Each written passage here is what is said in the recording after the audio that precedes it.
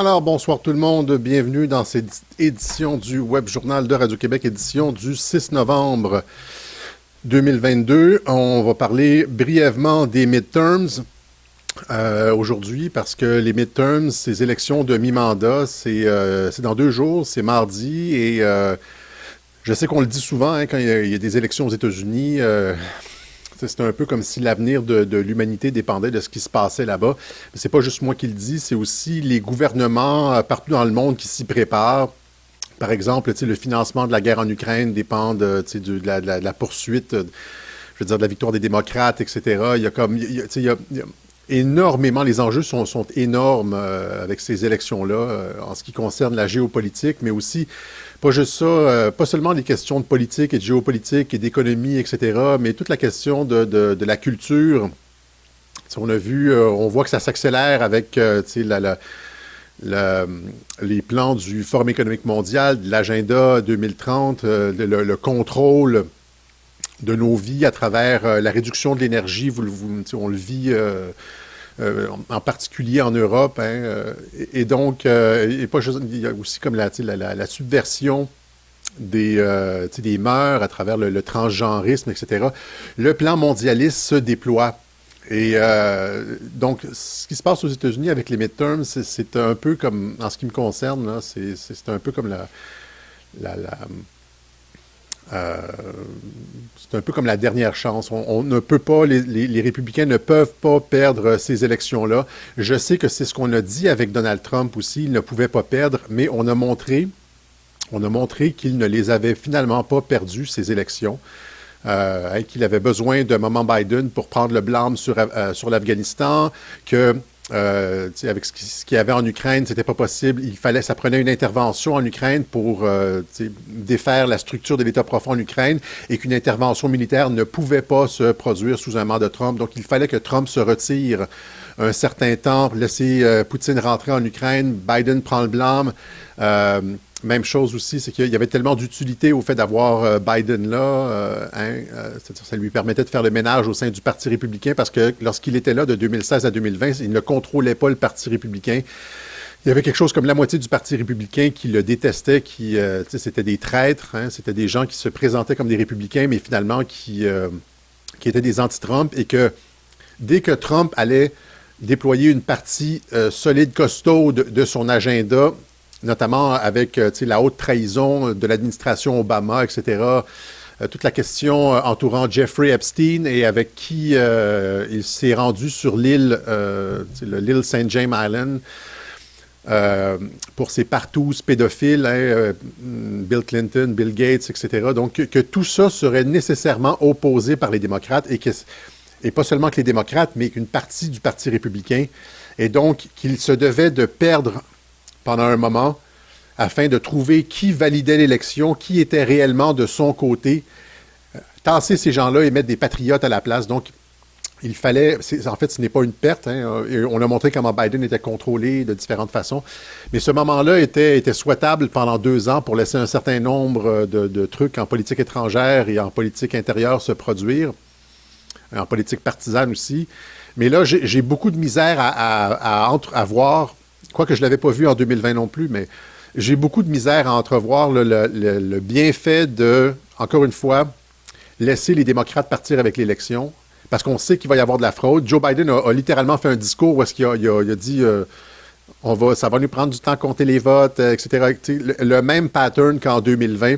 Donc, toutes les structures qui ont permis aux démocrates de voler l'élection en 2020 sont toujours en place.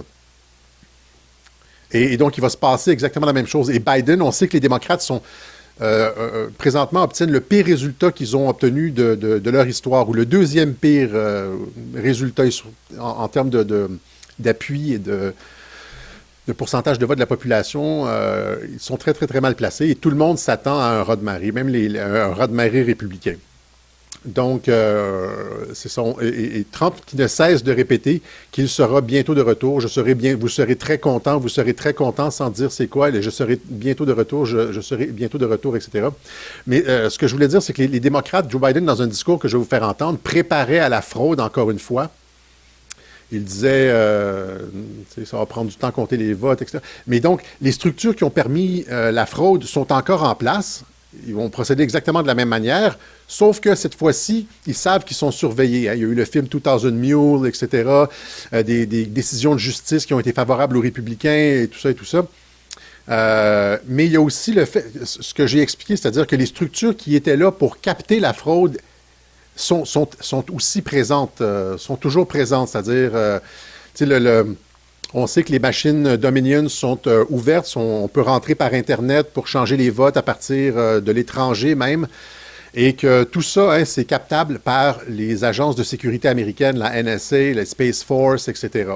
Et donc, c'est un peu comme un remake de l'élection de 2020 en 2022, mais cette fois-ci, ils ne peuvent pas se permettre, et il n'est pas nécessaire non plus là, d'avoir un autre 2 ans de gouvernance démocrate. Alors, il y a deux possibilités. Fraude insuffisante. Donc, les démocrates vont tenter de frauder. En premier, avant de passer à ça, je vais vous montrer le clip de Joe Biden pour bien vous faire comprendre qu'ils ont l'intention de faire exactement ce qu'ils ont fait en 2020. Ça ici. Nous savons que de plus en plus de bulletins de vote sont déposés lors du vote anticipé ou par correspondance en Amérique. Et nous savons que de nombreux États ne commencent à compter ces bulletins qu'après la fermeture des bureaux de vote le 8 novembre. Cela signifie que dans certains cas, nous ne connaîtrons pas le vainqueur de l'élection avant quelques jours.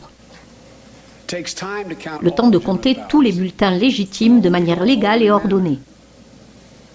Il a toujours été important pour les citoyens et la démocratie d'être informés et engagés. Maintenant, il est important pour les citoyens d'être également patients. C'est ainsi que cela... Donc, essentiellement, ce qu'il dit, c'est exactement ce qui s'est passé avec Bolsonaro et Trump en 2020. C'est-à-dire qu'ils vont regarder, le soir de l'élection, ils vont regarder l'écart, et après ça, ils vont faire exactement ce qu'ils ont fait en 2020. Ils vont compter, ils vont continuer à compter, puis il va y avoir des votes qui vont continuer à rentrer pendant plusieurs jours jusqu'à temps qu'ils obtiennent 50% plus 1, c'est-à-dire qu'ils gagnent l'élection. Le jour de l'élection, ils regardent ce qui leur manque, et après ça, ils continuent à compter jusqu'à temps qu'ils obtiennent le résultat qu'ils veulent. C'est ce qu'ils ont fait, en 2020, c'est ce qu'ils ont fait aussi au Brésil. Alors, ils nous annoncent ça, là.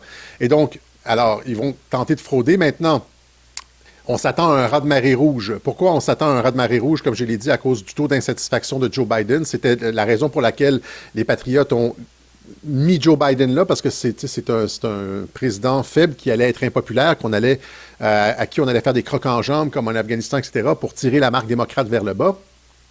Et je vous montre, finalement, c'est ça, l'élément déterminant, je vous l'ai déjà dit, dans les élections américaines, c'est l'économie. Et en ce qui concerne l'économie, Joe Biden a la pire fiche, je pense, de l'histoire des présidents américains.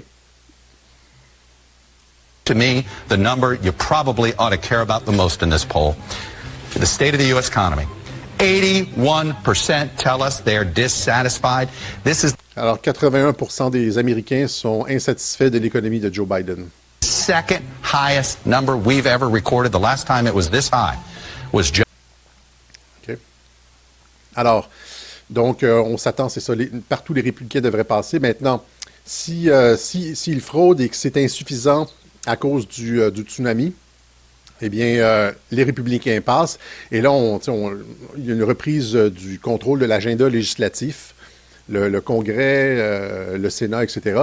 Si la fraude est suffisante, c'est-à-dire que s'ils fraudent là, énormément, ils vont devoir frauder beaucoup là, pour renverser la tendance. Ça va devenir apparent, ça va être captable par toutes les agences, comme je l'ai dit, le Space Force, la NSA, etc., tous ceux qui surveillent, et ils vont être surveillés. Ils étaient surveillés la dernière fois, ils ont capté les cellulaires et tout ça, là, avec 2000 Mules. Cette fois-ci, les républicains vont être encore plus près. Et là, c'est-à-dire que les médias peuvent bien annoncer 3 jours après l'élection que les démocrates ont repris le Congrès, on garde le contrôle du Congrès et du Sénat, sauf que j'ai l'impression qu'à ce moment-là, ça va faire 2 élections de suite, qu'il y a une fraude massive et que la fraude est enregistrée et que les PCAPs du vol des machines Dominion, etc., sont détenus par l'armée, etc. J'ai l'impression qu'il va y avoir une intervention cette fois-ci. Alors, c'est soit les républicains rentrent, soit il y a suffisamment de votes pour Ils ne sont pas capables d'arrêter, les démocrates, les fraudeurs ne sont pas capables d'arrêter le Rotemary, les républicains rentrent, soit ils mettent les bouchées doubles, ils fraudent 2 fois plus, ils rentrent et ça devient captable et finalement l'armée intervient. Alors selon moi, c'est un des deux, là. Ils peuvent les laisser faire aussi, hein, et je rappellerai qu'ils les laissent toujours faire parce que le vol de l'élection, là, par exemple, ce qu'ils ont fait en 2020, ils auraient pu le faire en 2016. Alors, comment se fait que Trump est rentré s'il contrôle les machines Dominion? C'est ça la question. S'il contrôle les machines Dominion, si l'État profond contrôle les machines Dominion, ils sont capables de frauder à ce niveau-là, comment ça se fait qu'Hillary n'est pas rentrée? C'est parce que les patriotes sont capables d'intervenir pour faire entrer Trump, pour mettre en place une partie du plan, faire le ménage du Parti républicain, laisser Biden rentrer, faire le ménage du Parti républicain. Voilà. Alors, ils sont capables d'arrêter ça. S'ils le laissent se produire cette fois-ci, c'est que ça fait encore une fois partie de la stratégie et que quelque chose va se produire comme une intervention de l'armée. Voilà.